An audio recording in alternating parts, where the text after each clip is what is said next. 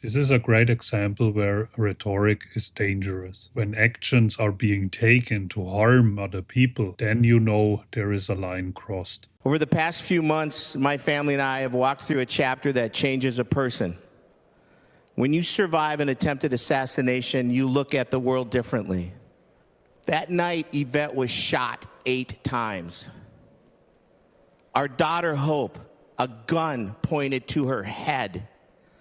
I sustained 9 bullet wounds. Those are facts. But they are not what defines us. What defines us is courage. Our daughter, Hope, while Yvette and I lay wounded on the ground, on the floor, she called 911 and she spoke calmly. She provided clear, critical information.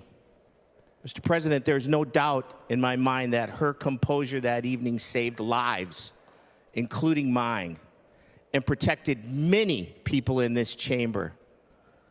Hope, your strength humbles me. And for the Minnesota State Troopers who protected my family and me in the emergency room, in the ICU, throughout recovery, and at our home, and they escorted me up the steps and back into this chamber today. They were there in the ICU as I learned to walk again and established a goal to walk up those Capitol steps with them. They kept watch during our most vulnerable hours. They ensured safety when uncertainty, real uncertainty, surrounded us. I am grateful to them forever.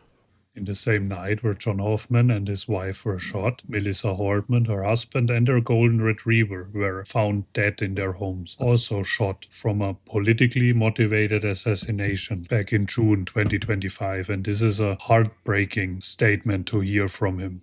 It just shows how far people would go for their beliefs and how this can impact other lives. That is why rhetoric can be dangerous. Like calling someone an enemy lowers the bar of how people look at someone. When people get hurt because of words, because people take action out of your words, then I think you've gone too far. Everything you say and every action that you take can impact other people. And especially as a public figure, I think you should really look after and be aware of what you are saying. Kindness and decency gets lost when power gets in place, and that is dangerous. People should work together, people should come together, and people should stand together for what is right. We should stand up for justice, we should stand up for each other and for those who can't stand up for themselves. That is why it's important to do something like this, to speak up and raise your voice. Thank you so much for listening, and you are somebody.